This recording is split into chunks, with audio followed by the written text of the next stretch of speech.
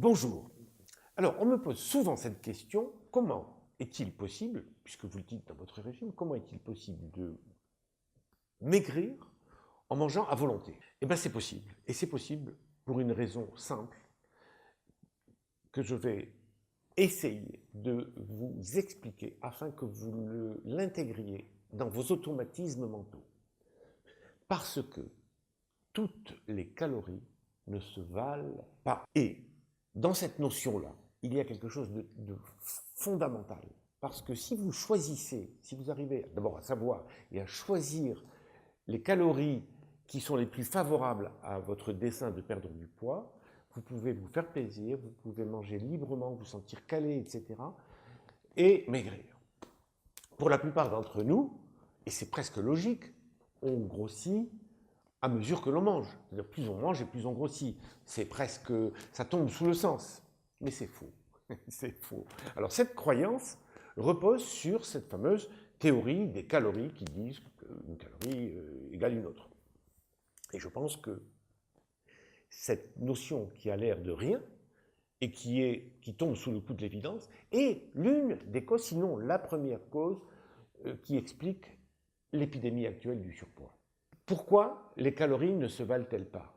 On va me dire, une calorie, c'est une unité de mesure, comme un millimètre ou un gramme. Donc, normalement, cette mesure doit être constante. Et donc, toutes les calories devraient se valoir. C'est quoi d'abord une calorie? Une calorie, c'est la quantité de chaleur qu'il faut pour élever de 1 degré, 1 gramme d'eau. Donc, c'est très, très précis. Donc, en théorie, une calorie qui vient du beurre ou une calorie qui vient du blanc d'œuf ou du sucre devrait se valoir. Oui, si l'on prend ces calories à l'extérieur du corps. Mais dès que ces calories entrent en bouche, alors elles suivent des chemins différents, alors elles avancent à des vitesses différentes, et alors elles passent dans le sang de manière différente. Et au bout du chemin, on ne retrouve pas le même nombre de calories.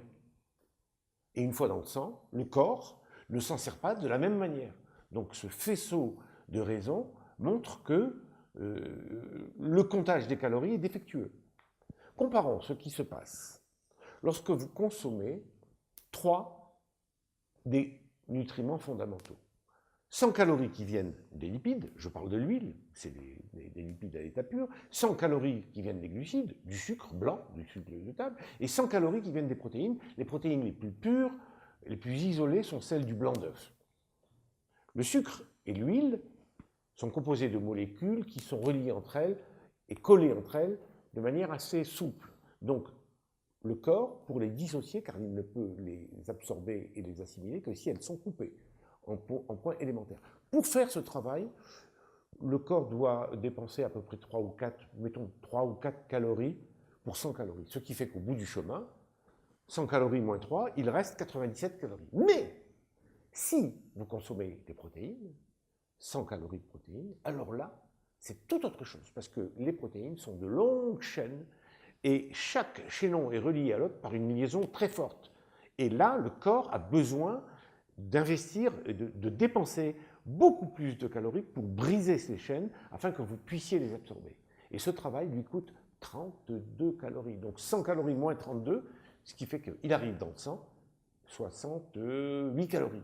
C'est tout à fait différent. C'est la raison d'ailleurs pour laquelle ce travail qui développe de la chaleur fait qu'on demande aux enfants ou même aux adultes de ne pas se baigner après un repas riche en protéines, parce que le corps est chaud, il a travaillé, il est chaud, et il risque, lorsque vous entrez dans une mer un peu fraîche, une hydrocution.